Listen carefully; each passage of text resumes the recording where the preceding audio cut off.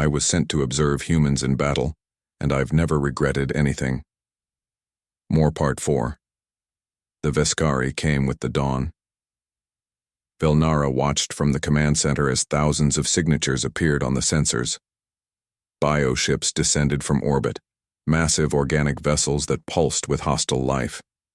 Ground forces swarmed across the landscape, their numbers overwhelming. The tactical display showed the truth in cold numbers: 5 Veskari warriors for every human defender. Colonel Doyun stood at the center of the command center, surrounded by displays and officers. His voice was steady as he issued orders. All units to defensive positions. Artillery, fire for effect on grid sectors 7 through 12. Air support, prioritize the bioships. Someone get me a status on the civilian evacuation.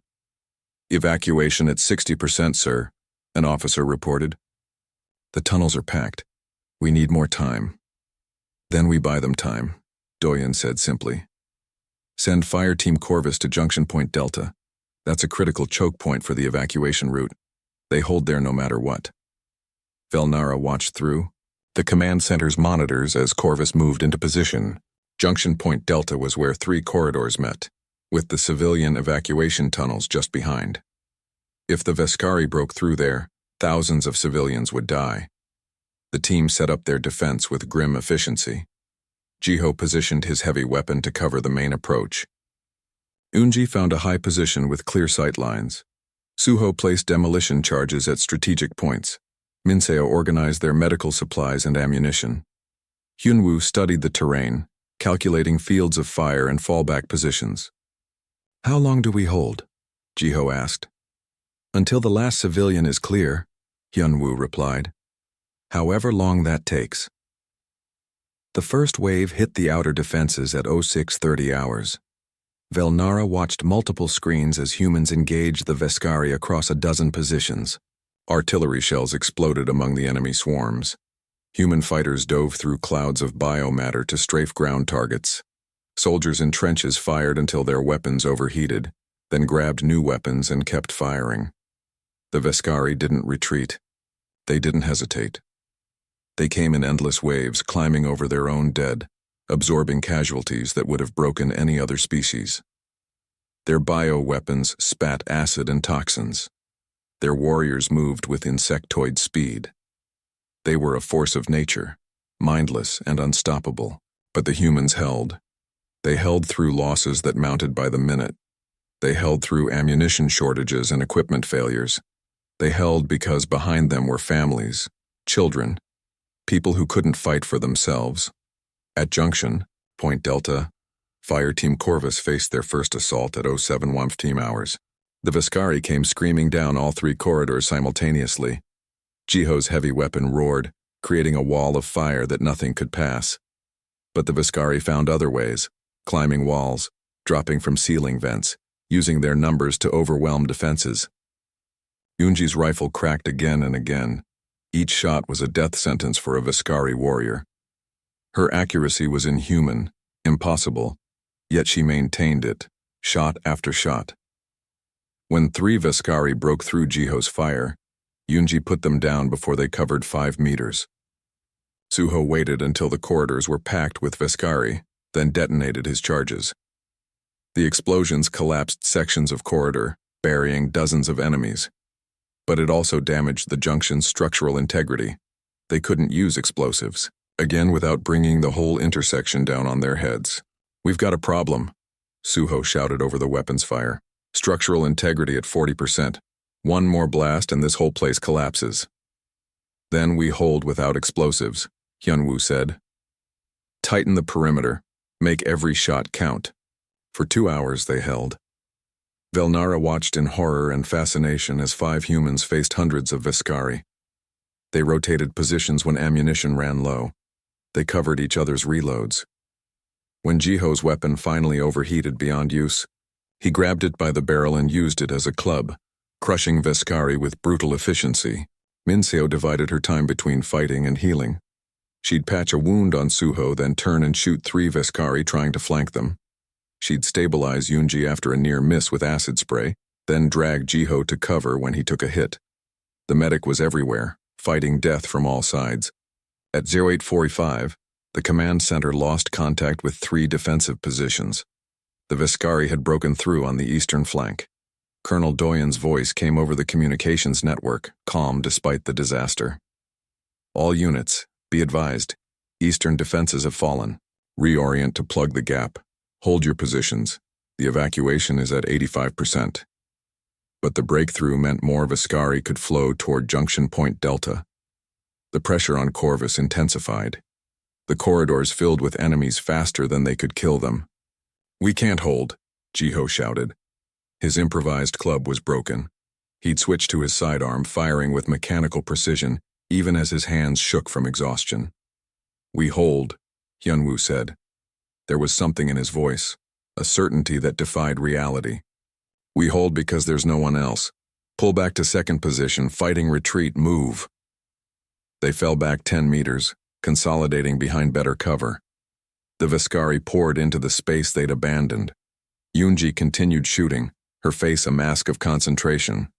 She'd been fighting for hours without pause, taking shots that required absolute precision while exhausted and terrified. At Arrow 920, Suho went down. A Veskari blade caught him in the leg, slicing through armor. He fell, still firing his weapon.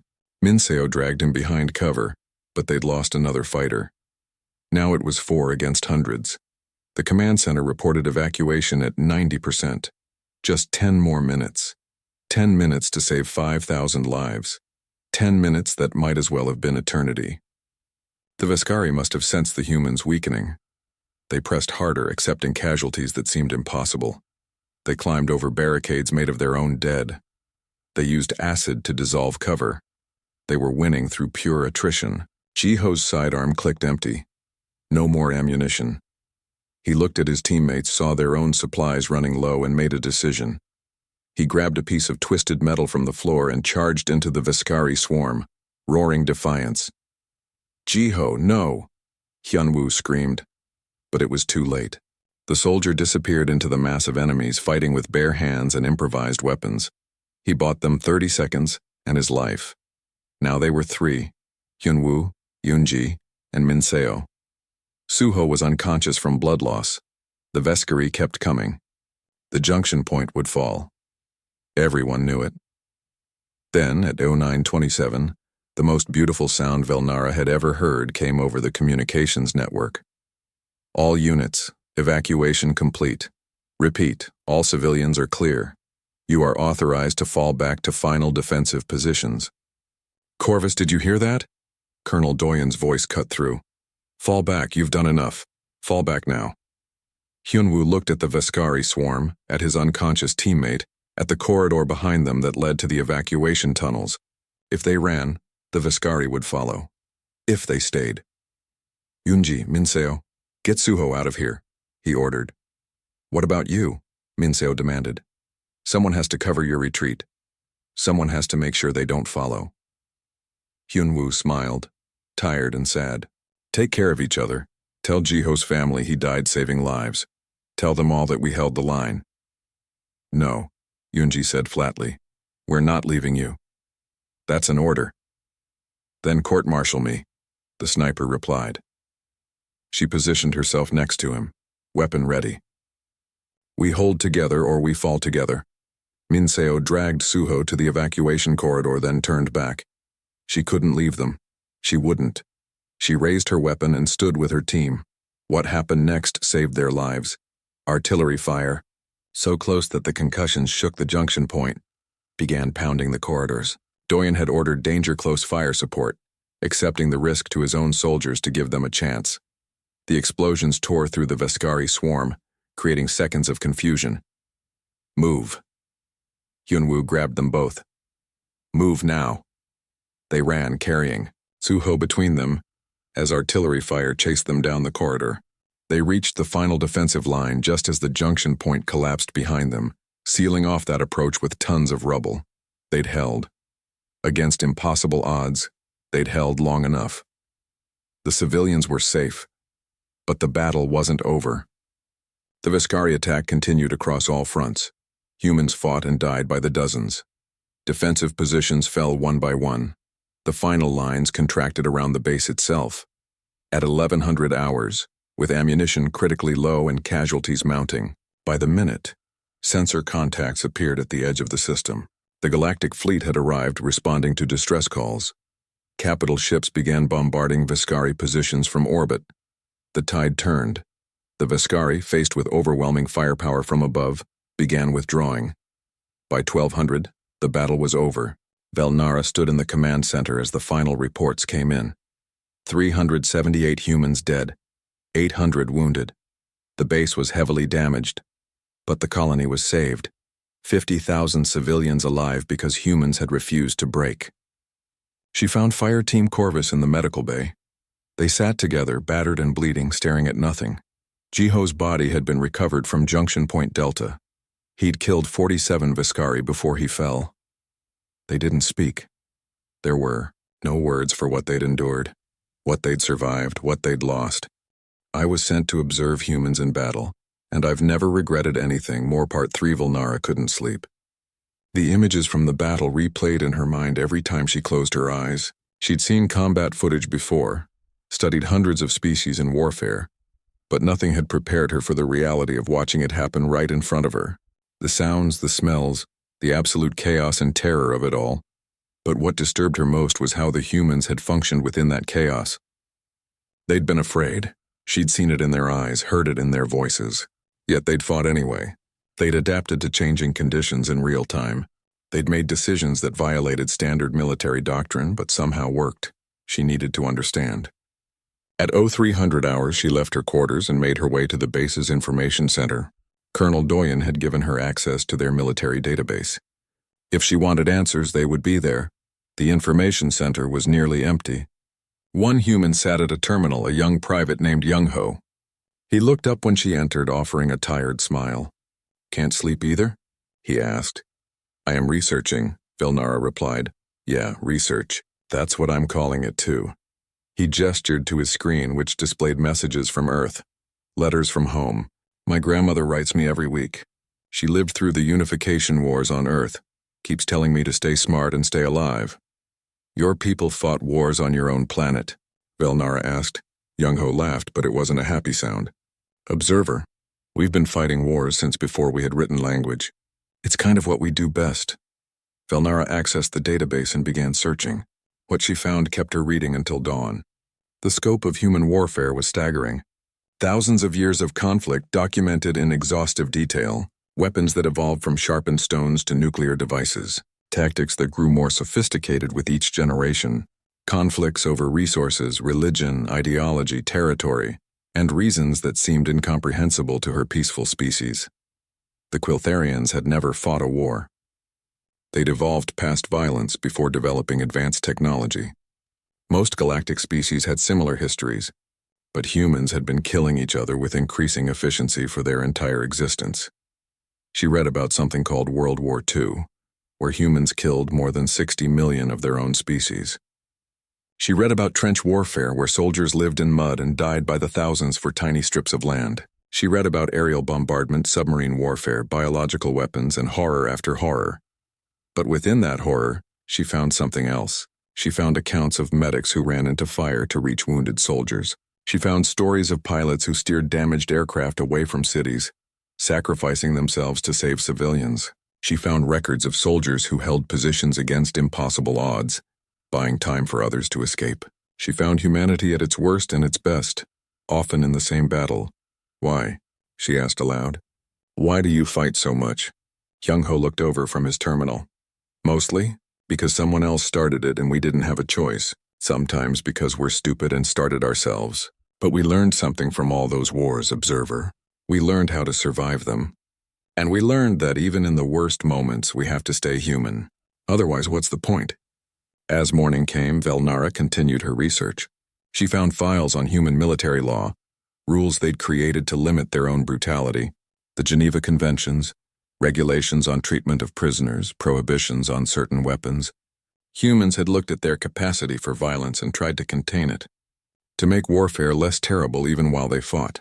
She discovered their concept of war crimes, where humans could be prosecuted for violating the rules of war. They held their own soldiers accountable for atrocities. No other species did this. The Veskari knew only total warfare. The Telvanni had no concept of protecting non-combatants.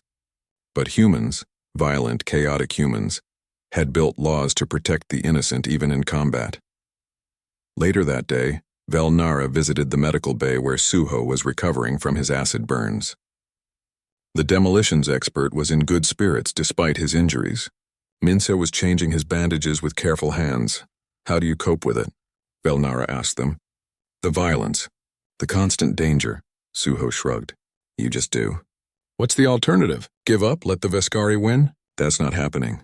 But you're afraid. I saw it during the battle." "Of course I'm afraid," Suho said. "I'd be crazy not to be. Those Veskari wanted to tear us apart and dissolve us with acid. Fear keeps you sharp, keeps you alert. You just can't let it control you." Minseo finished with the bandages. "We're afraid, but we're more afraid of failing each other. Corvus is my team, my family. I'll face anything to keep them safe. Even death?" Velnara asked. "Especially death," Minseo replied simply. That afternoon, Velnara interviewed other members of the human battalion. Lieutenant Jiwoo, a female officer, explained how humans trained for combat. "We prepare for the worst and hope for the best," she said. "We drill until reactions become instinct. We study every battle ever fought, learning from successes and failures, and we build teams that trust each other completely." Captain Sungmin showed her the memorial wall, a long panel listing every human who died defending the colony. The names were engraved carefully, hundreds of them. Fresh flowers sat at the base, replaced daily by the survivors. "We remember them," Sungmin said. "Every single one. They gave their lives so others could live. The least we can do is remember their names." Velnara studied the wall. Among her people, death and violence was so rare that each instance was a galactic tragedy. But humans died in combat regularly, and they'd built rituals and memorials to cope with the loss. They honored their dead, told stories about them, kept their memories alive. That evening, Fireteam Corvus invited her to join them for their meal. They were off duty, recovering from their injuries and the trauma of combat. But they still joked, still argued about food, still lived despite what they'd been through. Hyunwoo noticed her confusion. "You're wondering how we can be like this after yesterday?" "Yes," Velnara admitted. "You nearly died.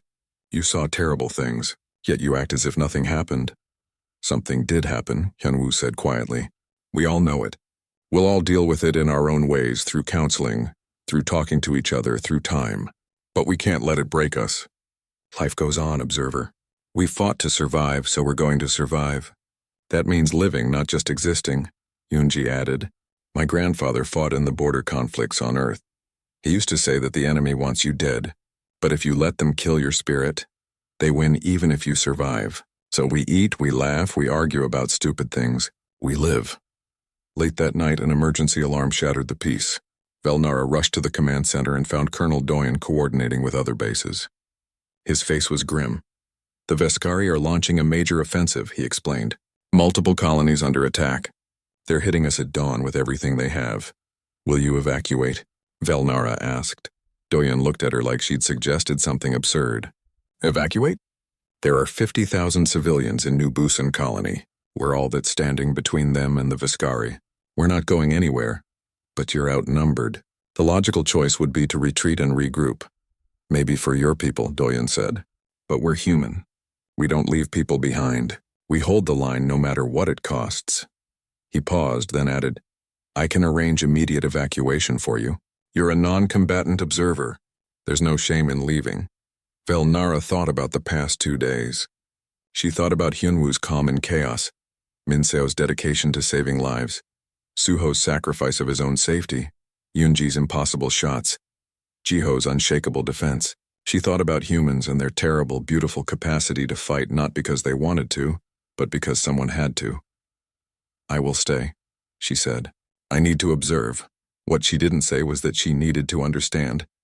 These humans had changed everything she thought she knew about warfare, about courage, about what it meant to face death and choose to stand anyway. Tomorrow would bring the greatest test yet, and despite her fear, despite her peaceful nature, despite every instinct telling her to flee, Velnara had to witness it. The humans prepared for battle, and she would document it all. "I was sent to observe humans in battle," And I've never regretted anything more. Part 2. The alarm woke Velnara before dawn. She heard boots hitting floors, voices calling out, weapons being checked. The casual humans from yesterday had vanished, replaced by focused soldiers moving with purpose. She grabbed her observation equipment and hurried to find Fire Team Corvus. They stood in full combat gear outside their barracks. The bulky armor made them look larger, more threatening. Hyunwoo was checking each team member's equipment, his movements quick and efficient. When he saw Velnara, he gestured her over. "We've got a mission," he said. "Communications relay in Sector 7G went offline. We're going to investigate and repair it if possible. Should be routine, but out there nothing's ever really routine." Velnara nodded.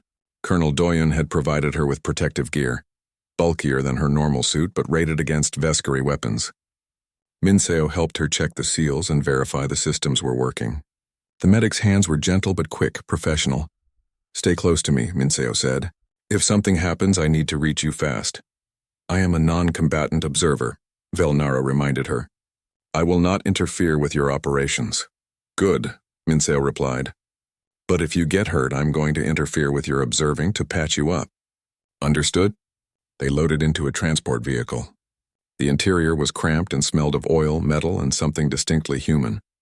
Yoonji sat across from Velnara, the sniper's rifle held casually across her lap.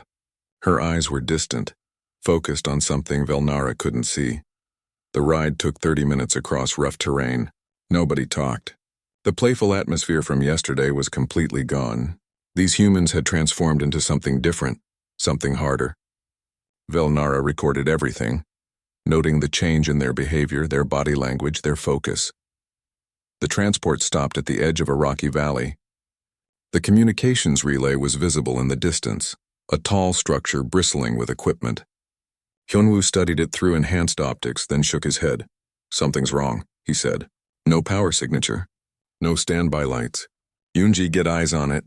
Yoonji moved away from the group, finding a position among the rocks. She set up her rifle with practiced ease and began scanning the area. After a moment, she spoke quietly into her communicator. "Relay station is trashed. I see blast marks, acid burns. Veskari work. How old?" Hyunwoo asked. "Hard to say. Maybe 12 hours. Maybe less." Hyunwoo made a decision. "We move in." Combat spacing. Yoonji, overwatch. Jiho, stay ready with the big gun. Suho, watch for traps. Minseo, keep our observer safe. "Move out!" Velnara followed as the team advanced. They moved differently now, spreading out, using cover, their weapons always ready. Every few seconds, one of them would stop and scan a different direction. They communicated with hand signals and brief words. This was nothing like the chaotic human soldiers she'd expected. As they approached the relay station, the damage became clear. Something had torn through the structure with terrible force. Equipment lay scattered and melted. The walls were covered in a dark organic residue that Velnara recognized as Veskari biological markers. "They were here," Suho said, kneeling to examine the damage. "Recently. Can you fix it?" Hyunwoo asked. "Not a chance. We'd need—" The attack came from 3 directions at once. Veskari warriors erupted from concealed positions in the rocks, their insectoid bodies moving with terrifying speed. There were dozens of them, maybe more, their mandibles clicking, their bioweapons spitting acid. What happened next would haunt Velnara's dreams for the rest of her life. The humans didn't freeze. They didn't panic. Hyunwoo's voice cut through the chaos. "Contact!" 3 o'clock, 9 o'clock, 12 o'clock. Jiho suppressing fire west. Suho, get the observer to cover. Yoonji, priority targets. Jiho's heavy weapon roared to life. A continuous stream of fire that tore into the Veskari on the western flank. The creatures shrieked and fell, but more came behind them. Suho grabbed Velnara and practically threw her behind a damaged wall section, then immediately turned and started firing his own weapon. Velnara's recording equipment captured everything. Yoonji's rifle cracked like thunder, and Veskari warriors fell with each shot, often from impossible angles. Minseo fired her weapon with one hand while dragging an injured Suho backward with the other. He'd been hit by acid spray, his armor smoking and melting. "I'm fine," Suho shouted. "Stay on the line." But Minseo ignored him, pulling him to cover while still firing. Velnara watched the medic's face through her helmet visor. There was fear there, clear and bright, but Minseo's hands never shook. She fired, reloaded, fired again, all while protecting her wounded teammate. Yunwu was everywhere at once. He directed fire, called out targets, threw grenades that exploded in clusters of Vescari. When one creature got too close, he shot it point blank, then used its corpse as a shield to advance to a better position. He was fighting and commanding simultaneously, his voice never losing its calm edge even as death came from all sides. Ammunition at 40%. Jiho called out, "Make it count." Yunwu replied, "Yunji, how many?" "Too many," the sniper answered. Her position was being overrun. Velnara watched her abandon the rifle and pull out a sidearm, firing at Vescari climbing toward her. But there were too many, and Yunji was about to die. Then Suho, still smoking from acid burns, did something incredible. He pulled out demolition charges, jury-rigged them to a damaged piece of relay equipment, and threw the entire assembly toward Yunji's position. "Yunji, down!" he screamed. The sniper dove flat. The explosion ripped through the Vescari swarm, buying her precious seconds to retreat to the main group. She reached them bleeding from shrapnel wounds but alive. "We can't hold here," Hyunwoo assessed. "Fighting retreat to the transport. Covering fire by teams, move." They executed the retreat perfectly. Jiho and Hyunwoo fired while the others moved. Then Yunji and Minseo fired while Jiho and Hyunwoo displaced. Suho, despite his injuries, threw grenades to cover their movement. They moved like a single organism, each human knowing exactly where the others would be. But the Vescari kept coming. The path to the transport was blocked. They were surrounded and low on ammunition. Velnara knew she was watching their final moments. These humans had fought well, better than she'd thought possible, but they were about to die. That's when Hyunwoo made a decision that defied all military logic. "Suho, can you drop that overhang?" He pointed at a rocky cliff face. "Yeah, but it'll block our escape route too," Suho said. "Do it. We'll find another way out." Suho placed his remaining charges with shaking, burned hands. The explosion brought tons of rock crashing down, blocking the main Vescari force but also cutting off the team's easy retreat. Hyunwoo immediately led them in a different direction, through terrain that was steeper and more dangerous. The Vescari pursuit slowed, confused by the humans' illogical move. That confusion bought enough time for Corvus to reach an alternate extraction point. Hyunwoo called for emergency pickup, and a transport screamed in under covering fire from the base's artillery. They loaded in. Minseo immediately started treating Suho's acid burns. Yunji was bleeding from multiple wounds. Jiho's armor was cracked. Hyunwoo had a gash across his arm he hadn't even mentioned. They were battered, exhausted, and terrified, but they were alive. Against overwhelming odds, using tactics that made no conventional sense, they had survived. During the flight back, Velnara sat in shocked silence. She had watched these humans face certain death and refused to accept it. She had seen them adapt, improvise, sacrifice, and survive through sheer stubborn will. They hadn't won through superior firepower or technology. They'd won because they simply would not stop fighting. As the transport landed at the base, Minseo caught Velnara staring. "First time seeing combat?" the medic asked. Velnara could only nod. "Yeah," Minseo said softly. "It never gets easier to watch. But we do what we have to do." Velnara realized her initial assessment had been completely wrong. These humans weren't poor soldiers. They were something else entirely. Something the galaxy had never seen before, and she had no idea how to explain it in her report. "I was sent to observe humans in battle, and I've never regretted anything more. Genre, HFY, humanity, fuck yeah." Science fiction POV, third-person limited protagonist Velnara, a Quiltharian observer from an advanced pacifist species, Part 1. The assignment setting, Quiltharian Council ship, orbiting neutral space. Velnara receives what should be a routine assignment from the Galactic Observation Corps. The Quiltharians, an ancient species known for their scholarly pursuits and pacifist philosophy, have been tasked with documenting the combat effectiveness of various species across the galaxy. Humans, a newly contacted species from a planet called Earth, have volunteered a military unit for observation during the ongoing conflict against the Vescari swarm, a hostile insectoid race threatening several frontier colonies. Velnara considers this assignment beneath her expertise. Humans have only achieved faster-than-light travel within the last 50 years. Their technology is primitive compared to most galactic powers. She expects to observe clumsy tactics, poorly maintained equipment, and the typical chaos of a young species trying to play at war. She plans to complete her report quickly and return to more important research. She arrives at Forward Operating Base Taiyajin, a human military installation on the contested moon of Helios 7. The base commander, Colonel Doyen, greets her with puzzling warmth and humor despite the dire military situation. He assigns her to observe Fire Team Corvus, led by Sergeant Hyunwoo. The team consists of Specialist Jiho, heavy weapons, Minseo, female combat medic, Suho, demolitions, and Yunji, female sniper. Velnara notes their casual demeanor with scientific detachment. They joke, they argue about something called kimchi, and they show none of the rigid discipline she's observed in other species' military forces. She records her initial assessment: disorganized, emotionally volatile, unlikely to perform adequately under pressure. Key characters introduced: Velnara, observer; Colonel Doyun, Sergeant Hyunwoo; Jiho, Minseo, Suho. Yunji Part 2, First Contact with Reality Setting, Helios 7 Moon. Outer Defense Perimeter Fire Team Corvus receives orders to investigate a downed communications relay in Sector 7G, an area believed to be clear of Viscari activity.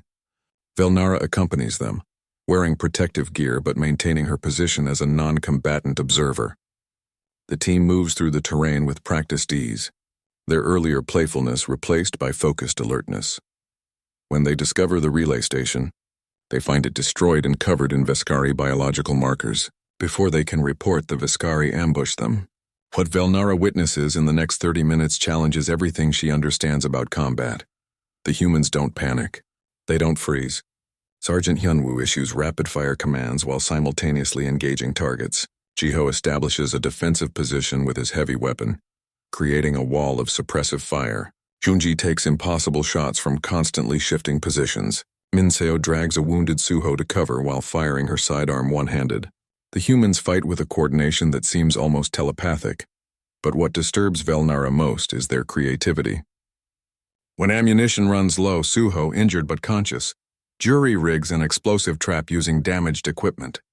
When the Viscari try to flank them, Hyunwoo deliberately collapses a structure to block their advance. A tactic not in any manual. When Unji's scope is damaged, she continues making accurate shots using improvised methods. The team survives and completes their mission, but they've taken casualties. Velnara watches Minseo work frantically to keep Suho alive during the extraction, sees the barely controlled fear in Jiho's eyes, hears Hyunwoo's voice crack slightly when calling for medical evacuation. She realizes these humans aren't fearless.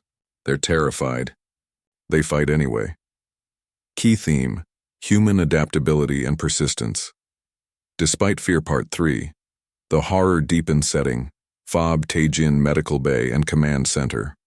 While Suho undergoes surgery, Velnara attempts to process what she observed. She requests access to human military history files, believing context will help her understand. Colonel Doyen grants her access to their database. What she discovers keeps her awake through the night cycle. Humans have been fighting each other for their entire recorded history. The files contain thousands of years of warfare, countless conflicts, endless technological innovation driven by the need to kill each other more efficiently. But within that horror, she finds something else. Medics who died shielding patients. Soldiers who held positions against impossible odds to buy time for civilians to evacuate. Pilots who steered crippled craft away from populated areas, knowing they wouldn't survive. She interviews other members of the human battalion. Private Young-ho tells her about his grandmother surviving a war on Earth. Lieutenant Jiwoo, female, explains the concept of rules of war and how humans created laws to limit their own brutality. Captain Sungmin shows her the memorial wall listing every human who died defending the colony, their names carefully engraved and regularly maintained. Velnara begins to understand. Humans aren't good at war because they're naturally violent. They're good at war because they've spent millennia being forced to master it, and in that process, they've developed something the galaxy has never seen before: the ability to maintain their humanity even in the most inhumane circumstances. An emergency alert interrupts her research. The Viscari are launching a major assault on the colony itself. All units are mobilizing for defense. Colonel Doyen doesn't order Velnara to leave, but he offers her immediate evacuation. She chooses to stay and observe. Key theme: the duality of human nature, capacity for both extreme violence and extreme compassion. Part. For the side setting, Phobtaijin and New Busan colony under siege. The Veskari attack comes in waves. Thousands of warriors supported by bioships and acid artillery. The human forces, outnumbered 5-1, implement a desperate defense strategy.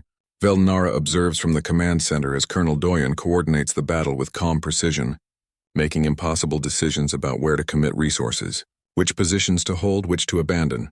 Fireteam Corvus, with Suho back in limited duty, is assigned to defend a critical junction near the civilian evacuation tunnels. For 6 hours they hold against overwhelming numbers. Velnara watches through drone feeds as the humans fight with a desperation that transcends tactics. When Jiho's weapon overheats and fails, he uses it as a club. When Yunji runs out of ammunition, she picks up a Veskari weapon and turns it against them. When a breach opens in their line, Minseo stands in the gap, screaming defiance as she fires until reinforcements arrive. But what truly horrifies Velnara is the human capacity for calculated sacrifice. Squad after squad volunteers for suicidal delaying actions. Pilots fly damaged fighters into Veskari bioships. Engineers stay behind to manually detonate charges, ensuring the enemy can't follow the evacuation routes. And through it all, she hears them on the communications net, encouraging each other, making dark jokes, promising to meet at a bar that no longer exists because the Veskari destroyed that sector hours ago. As dawn breaks, the Veskari suddenly withdraw. The Galactic fleet has arrived, responding to the distress calls. The battle is over. The colony is saved. But as Velnara walks through the aftermath, seeing the exhausted humans treating wounded, searching for survivors, carefully covering the fallen, she realizes something that chills her scholarly soul. The humans won not because they were stronger or better equipped, but because they simply refused to stop fighting. They endured past the point where any reasonable species would have surrendered. Key theme: human endurance and refusal to yield. Part 5. The report setting: Quiltharian Council ship. Then back to Earth. Velnara returns to her ship to compile her report. Her hands shake as she writes. The Galactic Observation Corps expects a standard tactical analysis: weapons effectiveness, unit cohesion ratings, strategic capabilities. Instead, she writes something that will circulate through the galactic diplomatic community for years to come. Her report details not just what humans can do in combat, but what it costs them. She includes Minseo's trauma responses, the way the medic now flinches at sudden sounds. She documents Hyunwoo's 1,000-yard stare during the memorial service. She notes that Jiho requested transfer to logistics because he can't sleep anymore. She describes how Yunji visits the memorial wall every day to touch the names of fallen friends, but she also includes their resilience. How they support each other through psychological counseling. How they hold ceremonies to remember the dead and tell stories to keep them alive in memory. How they've already begun rebuilding what was destroyed. Planting gardens in the blast craters. Painting murals on damaged walls. Velnara's conclusion is stark. Humans should never be underestimated in warfare, not because they're naturally superior warriors, but because they've survived millennia of fighting each other and learned to channel that experience toward survival at any cost. They possess an almost incomprehensible combination of creativity, adaptability, stubbornness, and capacity for both extreme violence and extreme compassion. She adds a personal note, which violates every protocol of objective observation. I was sent to observe humans in battle, and I've never regretted anything more. Not because they aren't worthy of study, but because what I observed has fundamentally changed me. I was sent to observe humans in battle, and I've never regretted anything. More Part 5. Velnara sat in her quarters aboard the Quiltharian Council ship, staring at a blank report document. 3 days had passed since the battle. 3 days of traveling back to her ship, of organizing her notes, of trying to find words for what she'd witnessed. The standard observation form waited for her input. Neat categories for tactical analysis and combat effectiveness ratings. She couldn't use the form. What she'd seen couldn't be reduced to numbers and categories. Her hands moved across the interface, and she began to write.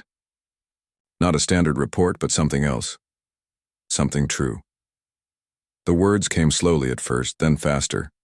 She described Fireteam Corvus not as military units, but as people. Hyunwoo's calm leadership in chaos. Jiho's sacrifice at Junction Point Delta, Minseo's refusal to abandon her teammates, Yunji's impossible accuracy under pressure, Suho's ingenuity with damaged equipment. She wrote about what combat cost them. After the battle, she'd watched Minseo jump at sudden sounds, her body remembering the terror even when her mind knew it was safe. She'd seen Hyunwoo stare at nothing for hours, trapped in memories of decisions that saved some lives and cost others. She'd observed Eunji visiting the memorial wall every morning, fingers tracing the newly added names, including Jiho's. But she also documented their resilience. The humans had psychological counseling services, trained professionals who helped soldiers process trauma. They had support groups where veterans shared their experiences. They had rituals and ceremonies that honored the dead while celebrating the living. She'd attended Jiho's memorial service. Hundreds of humans gathered to remember one soldier. They told stories about him, shared memories, laughed at his jokes, and cried for his loss. Colonel Doyen presented his family with military honors. His teammates spoke about his courage, his loyalty, his terrible sense of humor. They made sure that Jiho would be remembered not just as a casualty statistic, but as a person who had lived and mattered. Velnara wrote about the contradiction at the heart of humanity. They were the most violent species she'd ever studied, with a history soaked in blood and horror. They'd developed weapons capable of destroying their own planet. They'd fought wars over ideas, resources, and reasons that seemed incomprehensible to peaceful species. But within that violence lived something extraordinary. Humans had learned to temper their aggression with compassion. They'd created laws to protect the innocent during warfare. They'd built military codes that valued honor and restraint. They fought not because they loved war, but because sometimes violence was the only way to protect what they loved. She detailed their adaptability, how they'd survived and thrived through creativity and innovation. When conventional tactics failed, they improvised. When equipment broke, they built new tools from wreckage. When plans fell apart, they adapted in real time. Their military doctrine wasn't rigid rules but flexible principles that allowed for individual judgment. The report grew longer, exceeding standard length requirements. Velnara didn't care. She was documenting something the Galactic Observation Corps needed to understand. Humans weren't just another species with military capability. They were something unique, shaped by thousands of years of conflict into warriors who never forgot they were people first. She included her personal observations, violating every protocol of objective documentation. She wrote about her fear during the battle, her horror at the casualties, her awe at the humans' refusal to surrender. She admitted that observing humans in combat had changed her, had forced her to confront uncomfortable questions about courage, sacrifice, and the price of survival. Her conclusion was stark and clear. Humans should be considered a first-tier military power, not because of their technology or numbers, but because of their psychological makeup. They possessed a combination of aggression and empathy, creativity, and discipline, fear, and courage that made them uniquely dangerous in warfare. They would fight past the point where any logical species would surrender, not because they were fearless, but because they refused to let fear control them. But her recommendation went further. She wrote that humanity was worth protecting, worth supporting, worth integrating fully into the galactic community. Because a species that fought so hard to preserve life, even while taking it, represented something precious. They'd stared into the abyss of their own violent nature and chosen to be better than their worst impulses. She added a personal note at the end, knowing it would cause controversy among her people. I was sent to observe humans in battle, and I've never regretted anything more. Not because they aren't worthy of study, but because what I observed has fundamentally changed me. I have witnessed a species that has survived millennia of fighting each other and learned to channel that experience toward protecting others. They terrify me, they inspire me, and I will never forget what they sacrificed for people who weren't even their own species. Velnara submitted the report and immediately put in a transfer request. She wanted assignment as cultural liaison to Earth. If her people were going to interact with humans, they needed someone who understood not just how humans fought, but why they still chose hope after experiencing so much violence. The response came faster than expected. The Quiltharian Council was shocked by her report. It had already begun circulating through diplomatic channels. Several species wanted clarification. Others wanted to file formal objections to her methodology, but buried in the official response was approval for her transfer request. She would go to Earth. She would learn more about these impossible, contradictory, beautiful humans. Before she left the ship, Velnara received an unexpected message.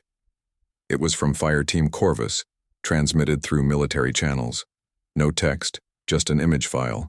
She opened it and found herself looking at a photograph. Hyunwoo, Minseo, Suho, and Yoonji stood together in what appeared to be a reconstructed building. They wore civilian clothes, no armor or weapons visible. They looked tired, scarred, haunted by what they'd experienced, but they were smiling, real smiles, not forced for the camera. And there was an empty chair at their table, positioned carefully with a drink placed in front of it. A memorial for Jiho, keeping him present, even in his absence. Text appeared below the image. Thank you for bearing witness. You gave meaning to what we endured. That matters more than you know.